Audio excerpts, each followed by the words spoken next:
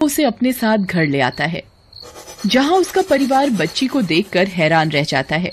ये किस भिखारी को अपने साथ घर ले आया? माँ, ये प्राची है, रास्ते में अकेली बैठी मिली। इसके मम्मी पापा नहीं हैं। मुझसे बच्ची के हाल देखे नहीं गए, इसलिए अपने साथ ले आया। आज से ये मेरी बेटी बनकर हमारे साथ ही रहेगी। क्या? नहीं नहीं नहीं, मैं किसी भी सड़क से उठाई लड़की को अपने घर में नहीं रहने दूंगी। हाँ, जब भगवान ने तुम्हें लड़का दिया है तो खुद इस मुसीबत को लाकर सिर पर क्यों बिठा रहा है? आप लोग क्या बात कर रहे हो? लड़कियां और लड़के सब एक बराबर हैं। प्राची आज से यहीं रहेगी। ऐसा बोलकर राहुल प्राची को साथ लेकर घर के अंदर चला जाता है। इसी तरह कुछ दिन बीतते हैं, लेकिन अभी भी घर में कोई प्राची को नहीं अपनाता और राहुल के शहर जाने के बाद सब मिलकर उसे परेशान करते हुए बुरा भला बोलने लगते हैं। मनहूस लड़की, जाने कहां से नागिन हमारे घर में कुंडली मारकर बैठ गई है। अपने माँ बाप को तो मार ही दिया, अब यहाँ क्या हमें भी मारने आई है? मम्मी, पापा बोलते हैं ये मेरी बहन है, पर मुझे कोई बहन नहीं चाहिए, इसे बाहर निकाल दो। हर रोज घर में सबकी कड़वी बातें और ताने सुनकर दिन पर दिन प्राची की मानसिक स्थिति पर बुरा प्रभाव पड़ने लगता है, जिसकी वजह से एक रात वो कुएं में कूदकर आत्महत्या कर लेती है। आप दोनों को शर्म आनी चाहिए, एक मासूम बच्ची की जान ले ली। लड़कियां होती ही मनहूस हैं, अच्छा है मर गई। इस पर राहुल कोई जवाब दिए बिना वहाँ से चला जाता है।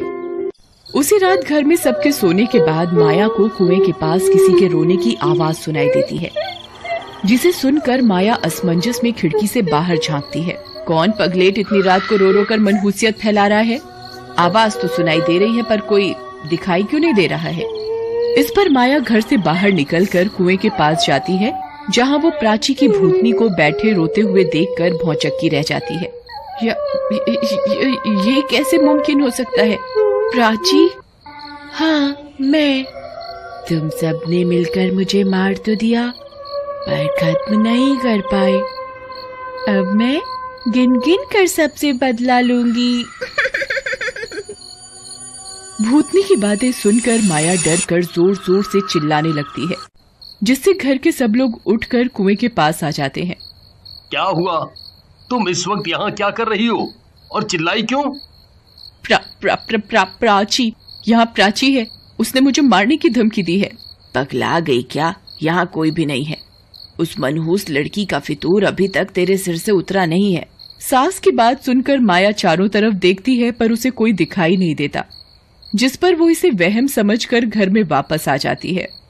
इसी तरह प्राची की भूतनी हर रात कभी माया तो कभी राहुल की माँ को दिखाई देने लगती है। खलनायक दादी उठो तो, खलनायक दादी उठो, तुम मेरी जिंदगी की सबसे बड़ी खलनायक हो, उठो। मुझे नागिन बोलती थी खैर, बदले की शुरुआत का मुहूर्त भी करना है। इस पर भूतनी राहुल की माँ को मारकर उसके शरीर को घर के दरवाजे पर लटका देती है। अगली सुबह घर के दरवाजे पर लाश लटकी देखकर सब हैरान रह जाते हैं और माया के मन में खौफ की लहर दौड़ जाती है। मम्मी जी, उसने मम्मी को मार दिया। मतलब वो मुझे भी मार देगी। वो अपना बदला लेकर रहेगी। सी है, वो मुझे भी मार देगी। माया की बातों पर ध्यान देते हुए राहुल घर की पहरेदारी करने का प्लान बनाकर उस रात सारी तरफ पहरेदारी करने लगता है। आधी रात के बाद उसे माया के कमरे से कुछ आवाजें सुनाई देती हैं, जिन्हें सुनकर वो भागता हुआ कमरे के अंदर जाता है। बचाओ राहुल, बचाओ। नहीं प्राची, प्लीज माया को छोड़ दो। प्राची, तुम बहुत अच्छी हो, तुम्हें ये सब नहीं करना चाहिए। जब किसी ने मुझ पर दया नहीं की तो मुझसे कैसे उसकी उम्मीद कर सकते हो? इसे तो मरना ही पड़ेगा। मुझे माफ कर दो, मैं बौरा गई थी, मुझसे बहुत बड़ी गलती हो गई, कृपया मुझे जाने दो, प्लीज मुझे जाने दो। गलती? मेरी जान लेने के बाद तुझे गलती याद आ रही है। पहले मैं मनहूस थी, अब मुझसे ही माफी मांग रही है। इसी गुस्से में भूतनी माया को हवा में उछाल देती है, जिससे वो कमरे के छत से टकराकर वापस जमीन पर आकर गिरती है। अपनी पत्नी को ऐसे हाल में राहुल से देखा नहीं जाता। प्राची, प्लीज प्लीज मेरी बात मानो, माया को छोड़ दो। मैं वादा करता हूँ वो दोबारा कभी किसी के साथ कोई बुरा व्यवहार नहीं करेगी। राहुल अपनी पत्नी को बचाने के लिए प्राची की भूतनी से बहुत रिक्वेस्ट करता है, पर भूतनी उसकी एक बात नहीं सुनती और इसी तरह माया को भी कमरे की छत तो कभी जमीन पर पटकती रहती है, जिससे कुछ ही देर में माया की मौत हो जाती है। इसे तो सबक मिल गया, अब उस राजू की बारी। बेटे का नाम सुनते ही राहुल हैरानी से भूतनी की तरफ देखने लगता है, जिसके बाद वो उससे राजू को ना मारने के लिए प्राची की भूतनी को मनाने लगता है। नहीं प्राची, कृपया मेरे बेटे को छोड़ दो।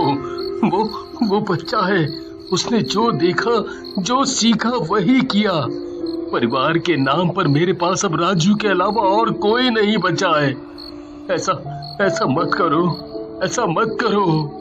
माया को मारकर प्राची की भूतनी का गुस्सा शांत हो गया होता है, इसीलिए वो राहुल की बातें सुनकर सोच में पड़ जाती है। आपने मेरी जान बचाई, मुझे घर दिया, पर उस घर ने तो मुझे सीधा मार ही दिया। अब आप ही बताओ मैं क्या करूं? माफ, मुझे पता है जो भी हुआ अच्छा नहीं था, पर तुम जो कर रही हो वो भी सही नहीं है।